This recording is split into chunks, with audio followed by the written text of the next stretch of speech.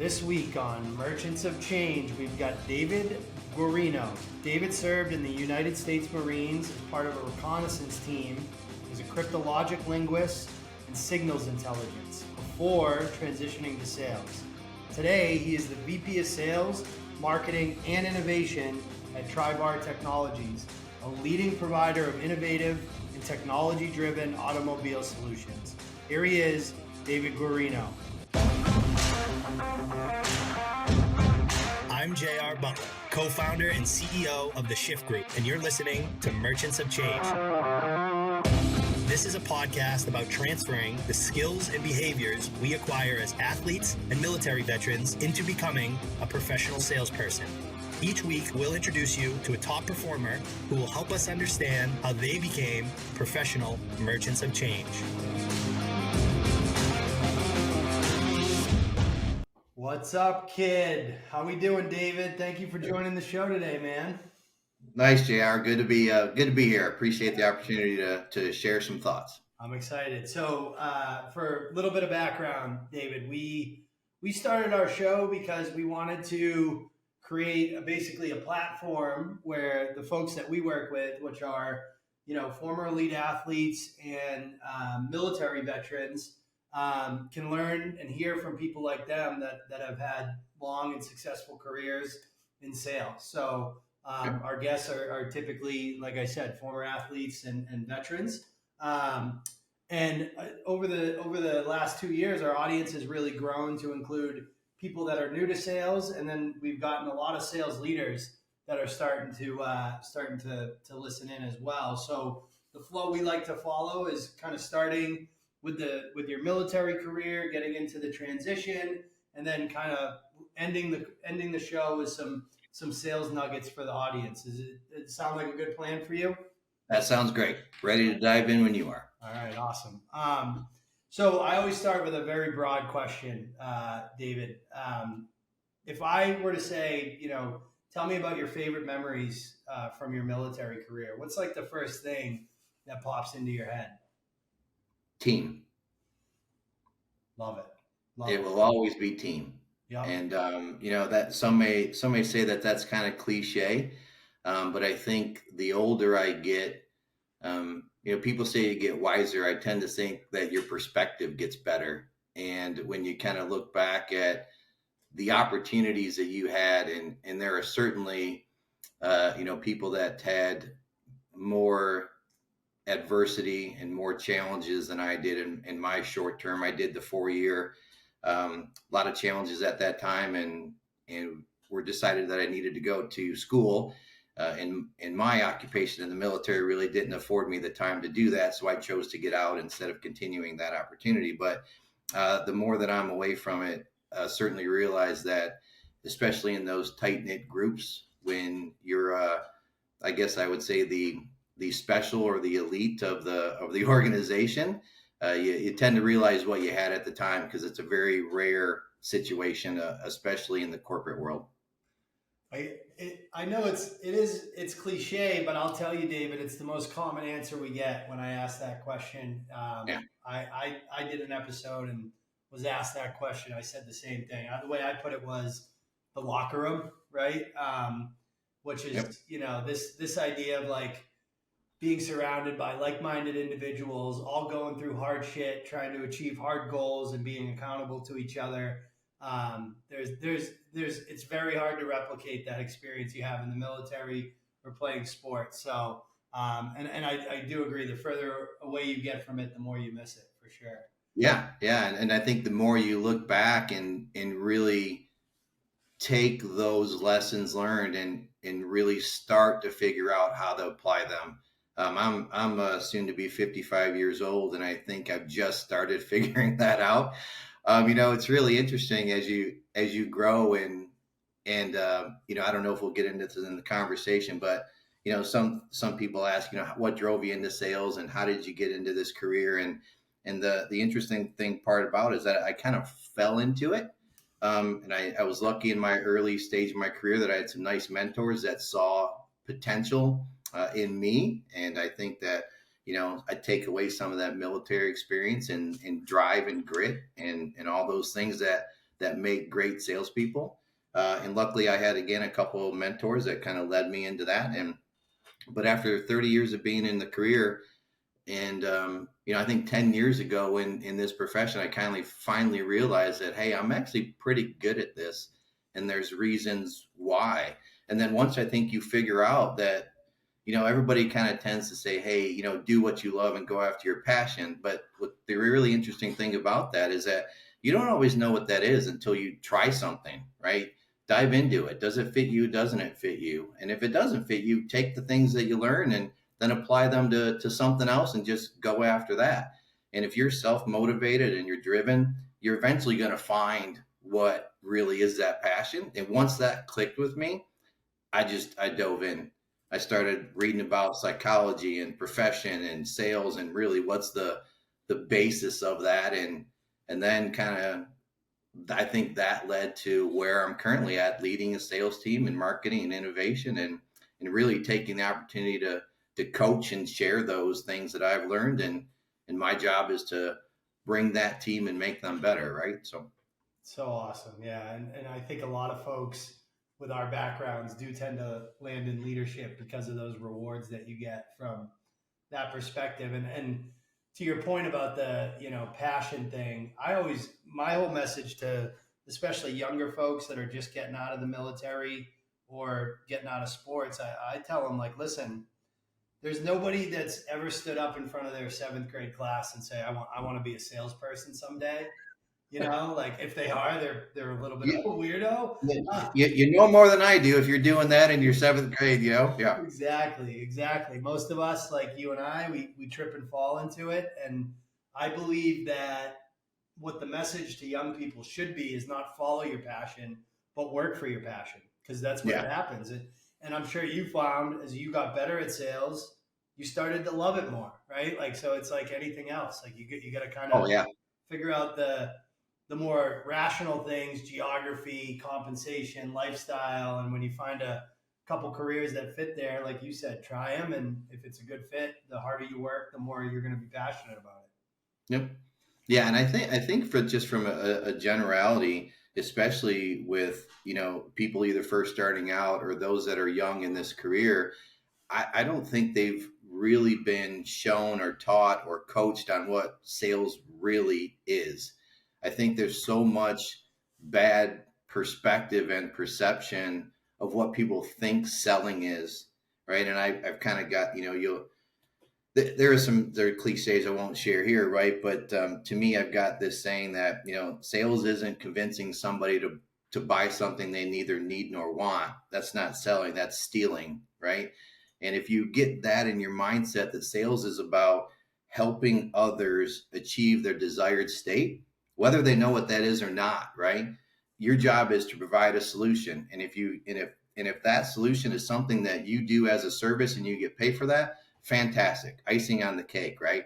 But if your still job is to get that person to where they need to be, or that company, and if it's not you, then offer somebody else that it is, because then you'll build that trust, you'll build that, and then when you do have something that fits, they'll come back to you. Because you're doing what is best for them, not what's best for you. It's never about you, right? So good. People don't care what you know until they know that you care. Yep. And like you said, I mean, this is exactly what we say. We tell them, like, listen, sales it's not the pushiness, it's not lying, it's not pitching products, it's understanding what people, to your point, understanding that desired state and what's the gap. Is it solving problems or achieving goals, and figuring out if your solution can achieve one of those outcomes, whatever is most important to your clients and prospects. Yep. So 100%. Taking a step back, I know we kind of moved forward, but on the transition side, right? I believe you got out of the military in the early 90s. What was the transition out of the military like back then, David? JR, I'm not sure they even had that word defined in 91, to be honest with you. So, my military career was pretty interesting. Before I chose to go into the Marine Corps, I think like most people, they'll go out and they'll talk to, the couple different branches, right? My first branch that I talked to was the Army. and I went in the Army. I had taken the ASVAB, and most people in the military know what the ASVAB is, right? And so I'd taken that. I scored a 98 on the ASVAB. I went and talked to the Army recruiter, and it was very interesting. They had laid out this process for me and said, "Hey, we're looking for." In the time that I went in, the Iran-Iraq War was happening, Yep. and so there was a push for Persian Farsi, which is an Iranian dialect. They were looking for linguists. And since I had scored well on the initial assessment, Army had laid out this plan and said, "Hey, we want to send you out to Monterey, California, and we're going to teach you a language, and we're going to give you all this for college and all this other stuff." And they said, "Hey, are you really interested? Sign here." And I said, "Well, that sounds great. I'm gonna go talk to the Marine Corps and see what they say, and I'll get back with you." I went and talked to the sergeant at the Marine Corps, and he said, "Yeah, that's all great. 98 ASVAB, whatever." He goes, "You're going to get out of it what you put into it." And I'm like, "Sign me up." I signed right then and there. And I actually signed unrestricted, which I will not recommend to anybody to do, right? Not a good plan. What does that mean? Sorry to interrupt you. What does unrestricted mean? So unrestricted means the government can do whatever they want with you. Wow. I had no guarantee, no job, nothing. And so I went, and that was my junior year in high school. So they could have made me whatever, and I wanted the challenge. So for some reason, the sergeant in the Marine Corps did his job really, really well, because he convinced me that it's all about me and what I put into it. And that was a challenge for me. So internally, I was driven to, I don't know if it was I was going to prove that person right or wrong or whatever, but I wanted that challenge. And so luckily, when I went in, they assess you further and do more tests, and I scored really well on the language aptitude test. And when I was going through boot camp, I started to get pulled out by majors and everything and go, "Hey, we have this accelerated course out in DLI, Persian Farsi linguist." And I'm going, "Well, that sounds really familiar." And I actually ended up getting that program to begin with. And so I was taught Persian Farsi by former generals underneath the Shah of Iran before they fell, and the whole signals intelligence, top secret stuff. And then once I finished that training, got into reconnaissance and ended up being part of the early development of the radio reconnaissance teams that are outside of the signals battalion. So, wow, that's amazing. And I can't believe you were that young. That's impressive. When you left the military, was it a similar, like, did you take a similar approach? Were you looking for a challenge? Like, what was that? So to get back to that transition word, right, in 91, non-existent. So back then it was pretty much, "Hey, here's your keg of beer. Let's go hit the beach, and good luck to you." And that's exactly what it was. I'm very much glad to see. So I started to do, probably about the same time I started taking my career here seriously. I started looking back on my military career and started to really figure out, okay, how can I help people and veterans that are transitioning out? And I started talking to a lot of people. I contributed to some articles, to some books that were published. I connected with Veterati, which is a mentorship program. And so I started talking with people and glad to see that the transition had come a long, long way. Still fractured, JR, still not where it needs to be.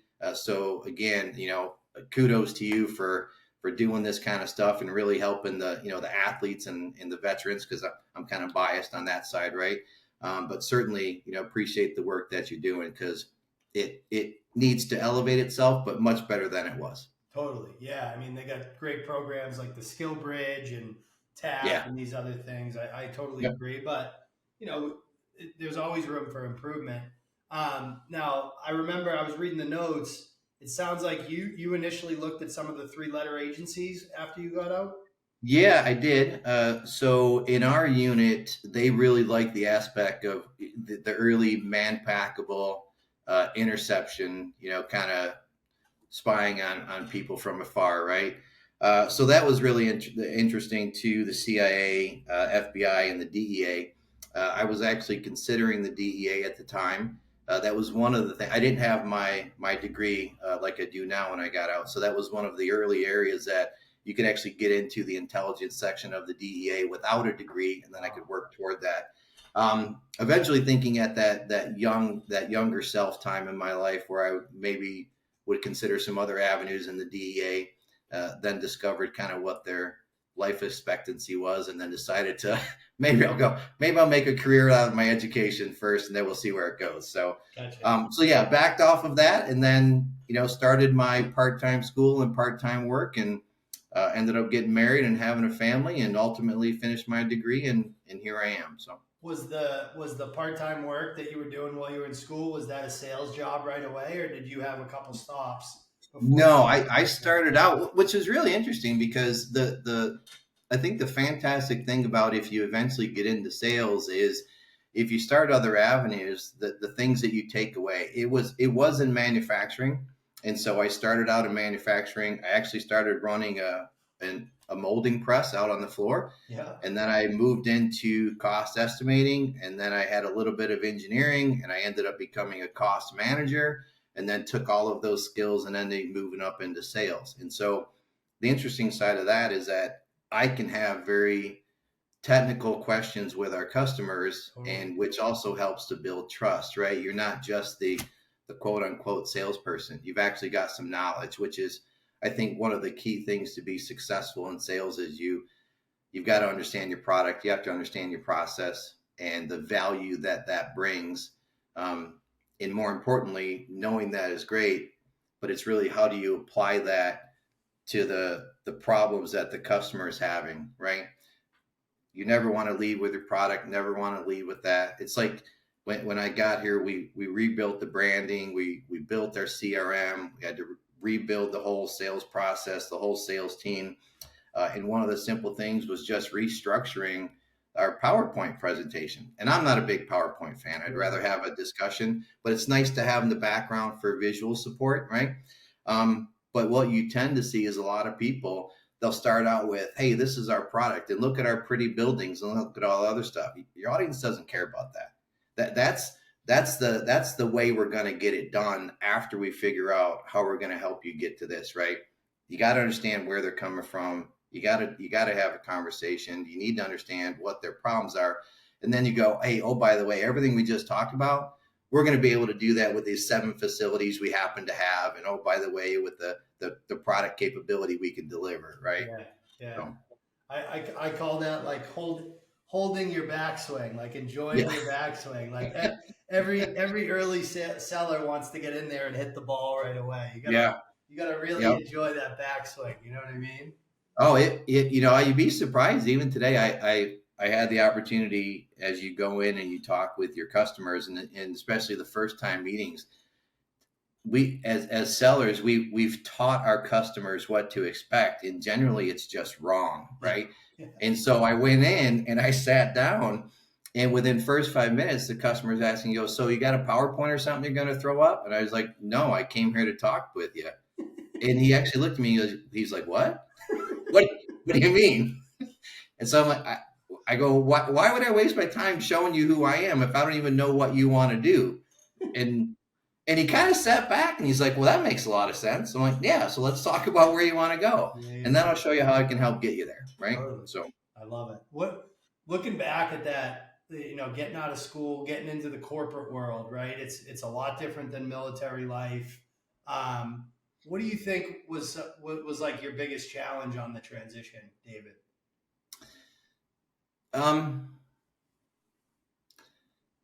I think understanding that there are different expectations. I think understanding that the culture is different. Yeah. And I think that applies much more for those veterans and those athletes that have done something for a long time, right? Again, I was in for 4 years. It was a great 4 years, but in the grand scheme of things, it was only 4 years, right? So when you look at, and I've got friends who stayed in the military 20 years in, officer rank and things like that. And I'll have conversations with them, and their perspective is certainly different than mine, right? I got out early enough to where the transition, I don't think, was as difficult. Certainly not. But you spend 20 years that's a long time, right?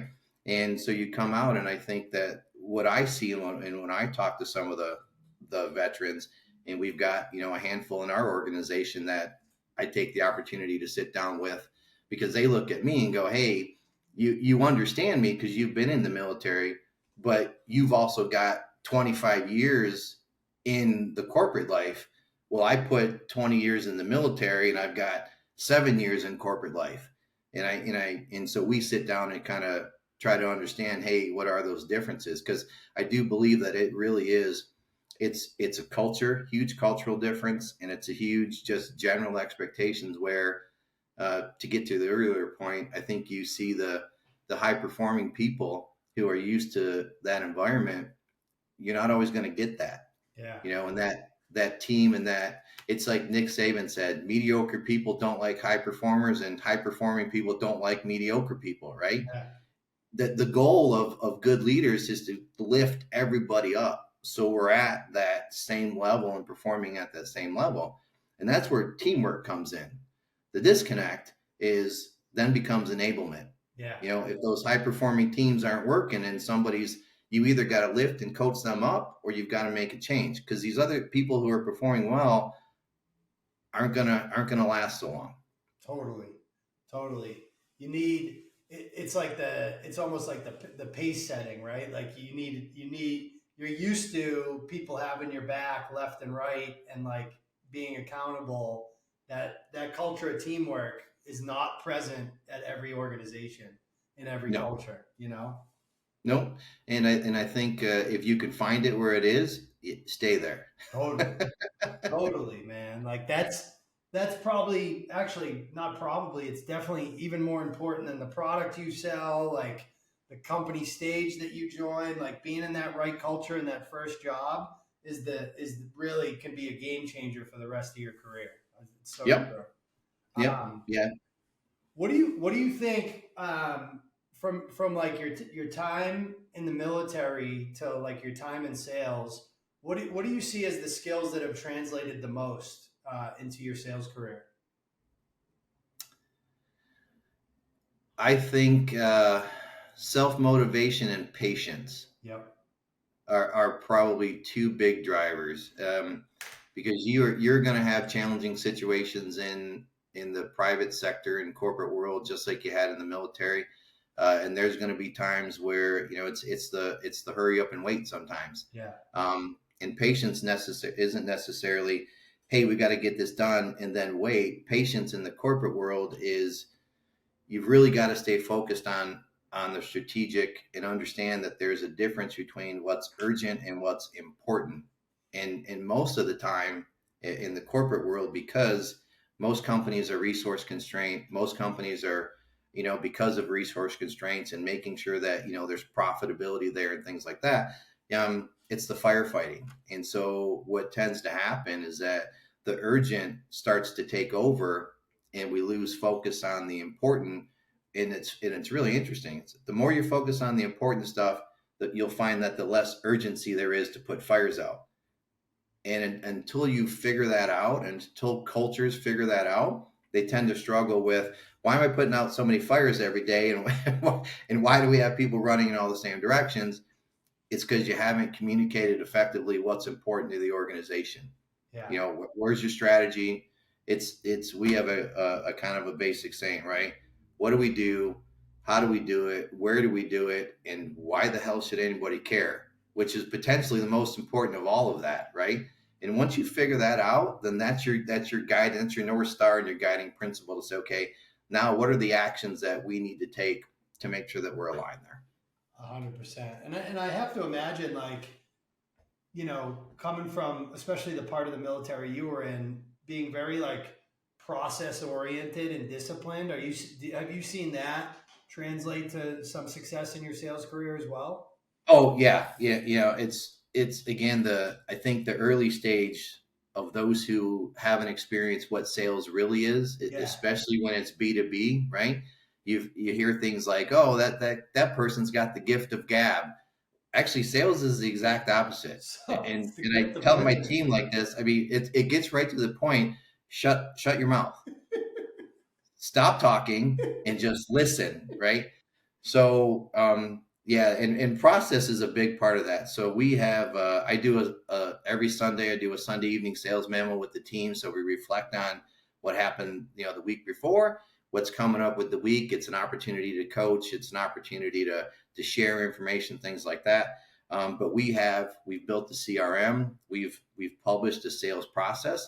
And the interesting part about that is sales is a process. And one of our mantras is trust the process, right?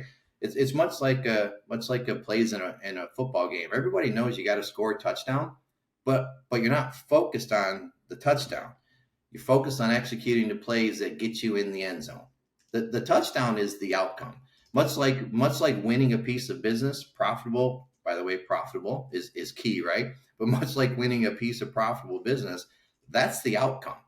It's all the activities that you got to do up front to get you in the position to win that piece of business. And that's a process.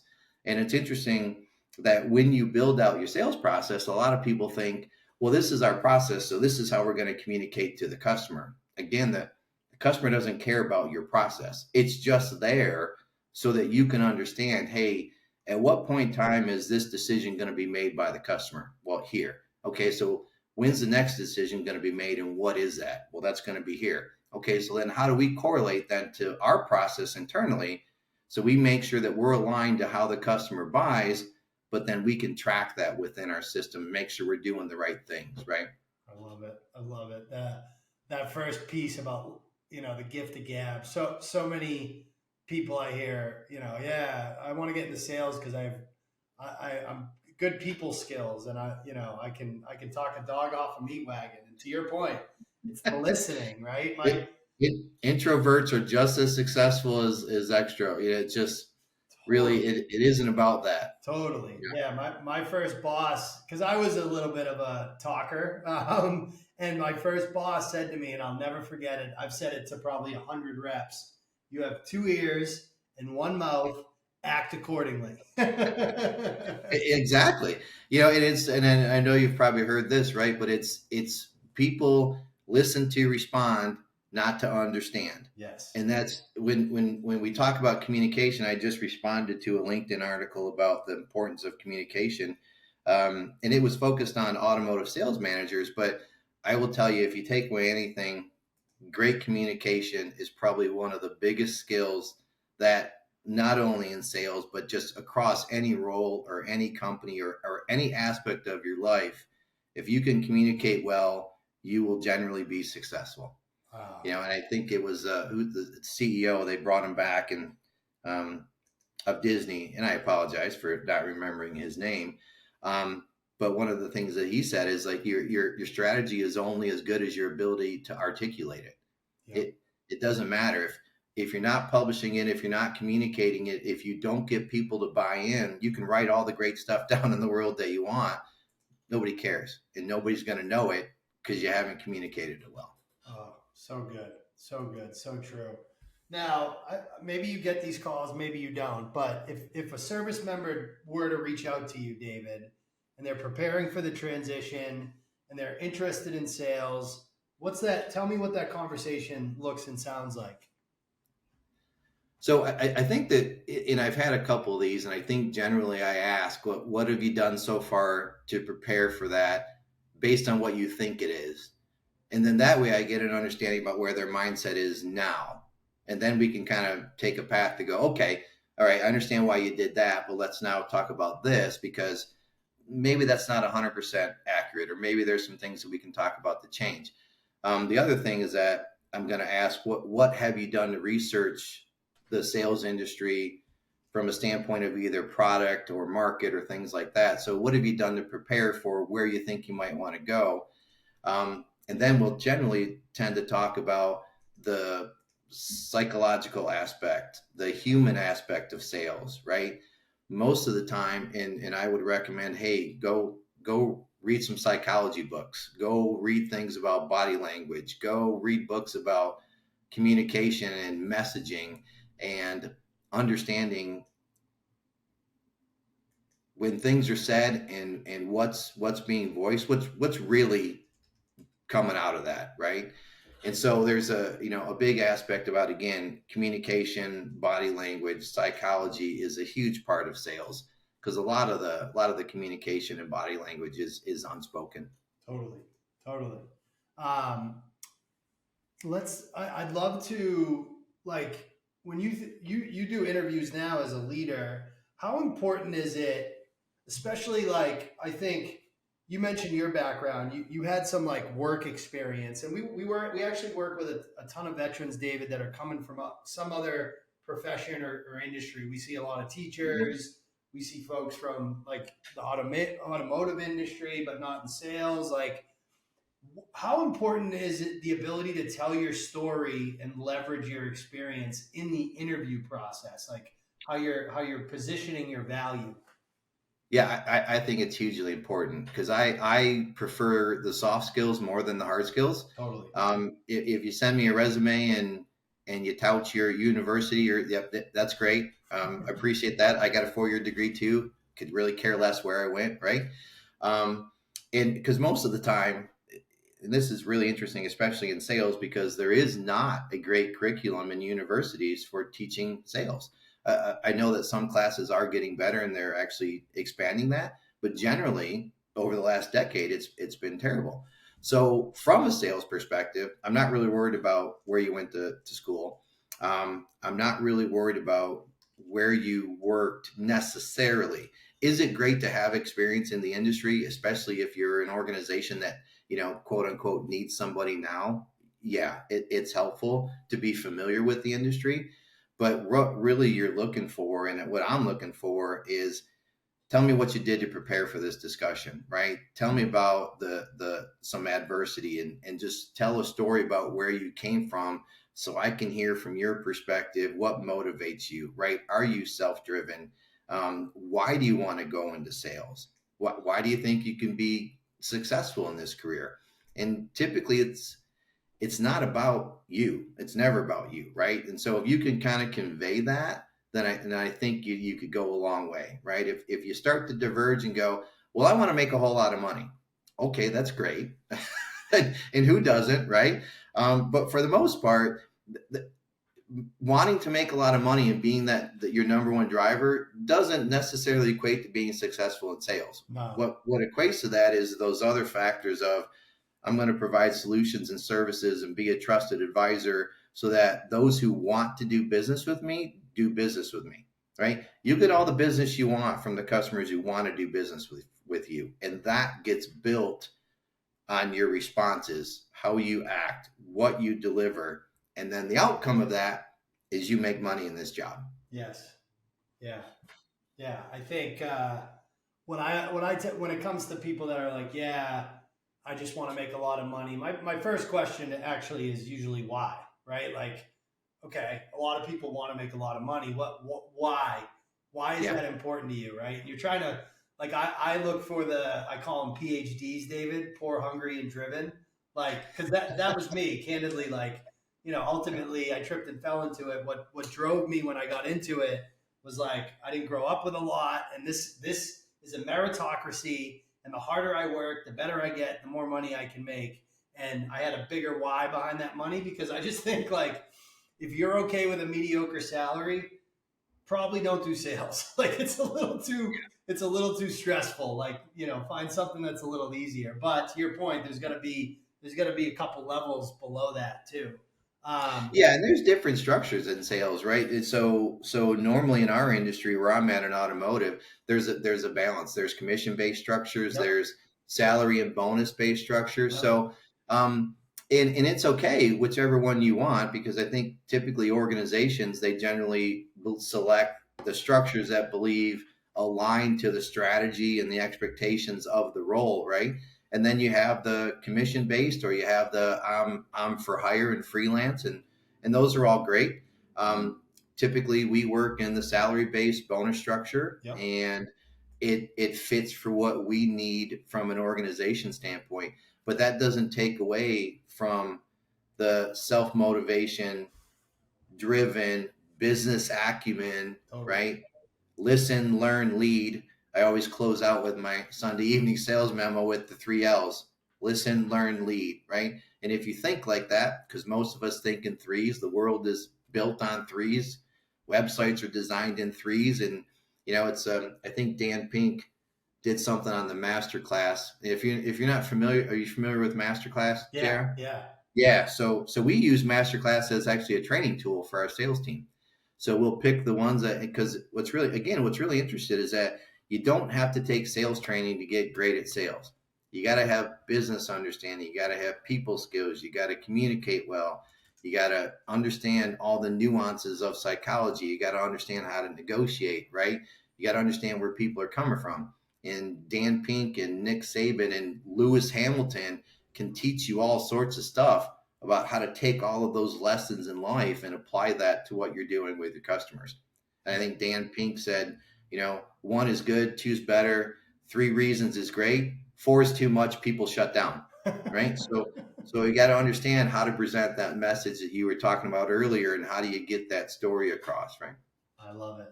By the way, you just named the episode for us, man. Listen, learn, lead. I love that. That's amazing. The 3 L's, man. All right. So David, you've given us a lot of time. I always ask these 2 final questions to every guest that comes on. First one is, why do you love sales? And I wouldn't have been able to answer that question when I first started, right? The answer to that question now is that I realize that selling happens in every aspect of your life. I actually get to do it and get paid for it. But the reason that I actually love it is because I believe that what I do changes the outcome of my customers' lives.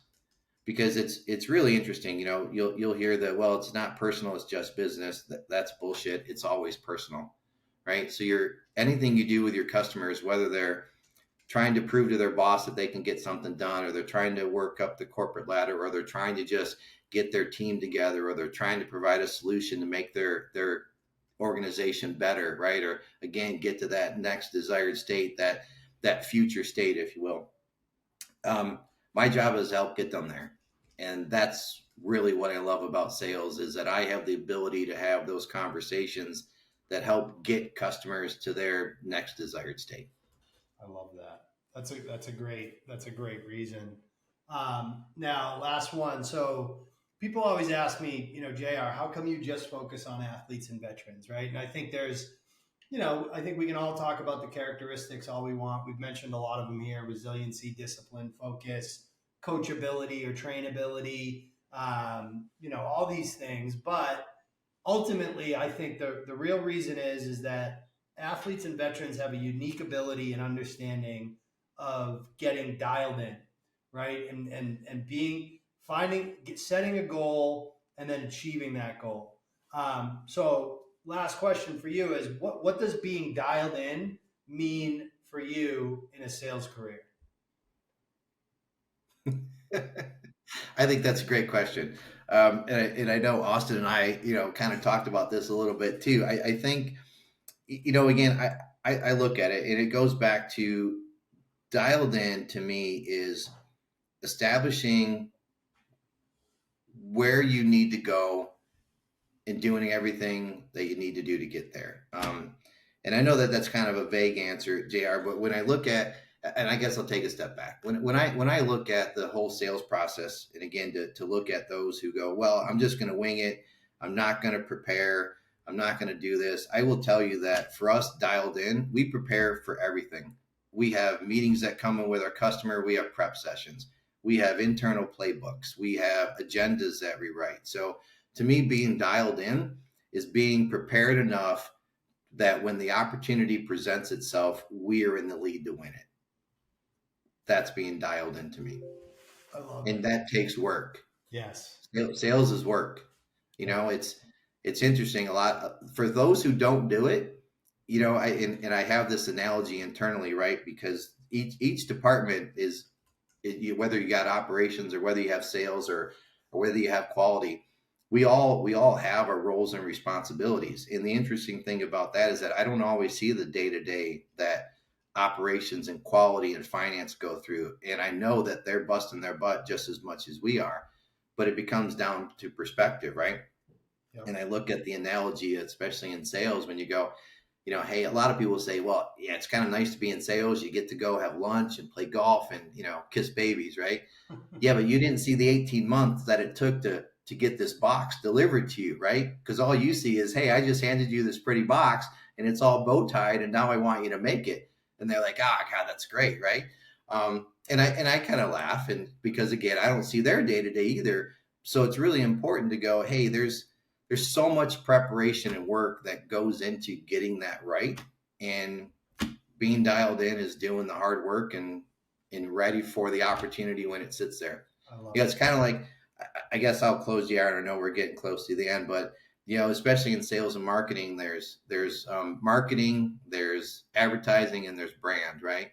Marketing is kind of all the cool stuff you say about yourself and, the things and everything like that. And the advertising part of that is supposedly how you act, right? Do you do what you say you are? Brand is what happens when those two come together. Yeah. I can't control that, right? And so brand is the output of the hard work and the preparation and things that you do, and that's what gets built. So all that hard work, when somebody's having a conversation and you're not in the room, hopefully they're talking about you, I love that. And being dialed in builds all that. So good. That's so good. Well, listen, David, this was an awesome conversation. So many good nuggets for our audience. Thank you so much for joining, man. Listen, learn, and lead. Thank you. Yeah, no, I love it. JR, thanks. I appreciate it. And great work to you. And glad to help out any way I can. So. Thank you. This wraps up this episode of Merchants of Change. If you enjoyed this episode, the most meaningful way to say thanks is to submit a review wherever you listen to podcasts. If you're interested in working with us, please come find us at www.shiftgroup.io.